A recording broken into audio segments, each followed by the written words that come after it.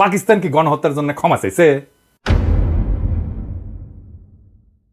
1974 5 থেকে 9 এপ্রিল বাংলাদেশ, ভারত, পাকিস্তানের পররাষ্ট্রমন্ত্রীদের ত্রিপক্ষীয় একটা বৈঠক হয়। সে বৈঠকে বাংলাদেশে প্রতিনিধিত্ব করে মুজিব সরকারের পররাষ্ট্রমন্ত্রী ডক্টর কামাল হোসেন। বৈঠকের অন্যতম প্রধান আলোচ্য বিষয় ছিল 195 জন যুদ্ধাপরাধীর বিচার। এতে পাকিস্তানের প্রতিরক্ষা এবং পররাষ্ট্র প্রতিমন্ত্রী বলেন, কোনো অপরাধ সংগঠিত হয়ে থাকলে আমার সরকার তার নিন্দা জ্ঞাপন এবং গভীর দুঃখ প্রকাশ করছে।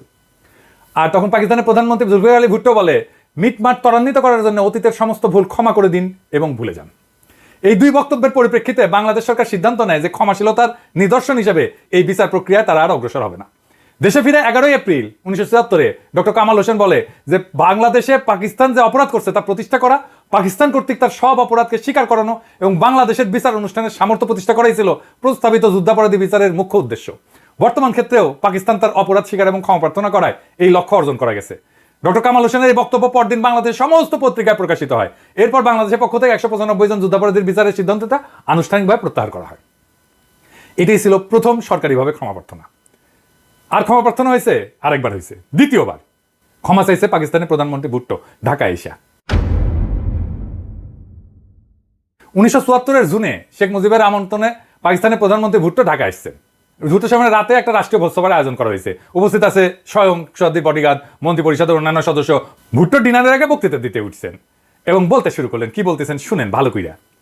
আপনাদের উপর স্বার্থপর অবিবেচক সামরিক কর্তৃত্ব লজ্জাজনক দমন পীড়ন এবং অকথ্য অপরাধ করেছে। আমি পাকিস্তানের জনগণের পক্ষ থেকে বাংলাদেশের জনগণের জন্য শুভেচ্ছা বয়ে এনেছি। আমাদের দয়া করে তাদের, মানে ইয়াহিয়া খান, তার সাথে এক করে দেখবেন না, যারা শুধু আপনাদের নয় আমাদের উপরও তখন শাসন করত। আমরা আপনাদের বেদনা এবং কষ্টকে অন্তর দিয়ে অনুভব করি। আপনাদের ক্ষতির জন্য আন্তরিকভাবে দুঃখ প্রকাশ করছি। আমাদের শেষ নবীর নাম নিয়ে আমি আপনাদের কাছে বলতে চাই, আমরা আমাদের কৃতকর্মের জন্য অনুতপ্ত। আমরা তওবা করছি।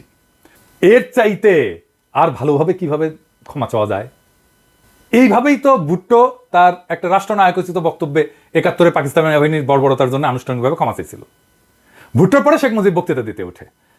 ভুট্টোর সাথে সুর মিলায় শেখ মুজিব বলে যে, আসেন আমরা অতীতের তিক্ততা এবং শত্রুতা ভুলে যাই এবং আমাদের জনগণের জন্য আশা এবং সমৃদ্ধির নতুন অধ্যায় শুরু করি। এইটা পৃথিবীর বিভিন্ন পত্রিকায়, আন্তর্জাতিক পত্রিকায় এটা ছাপা হয়। দেখেন আপনি।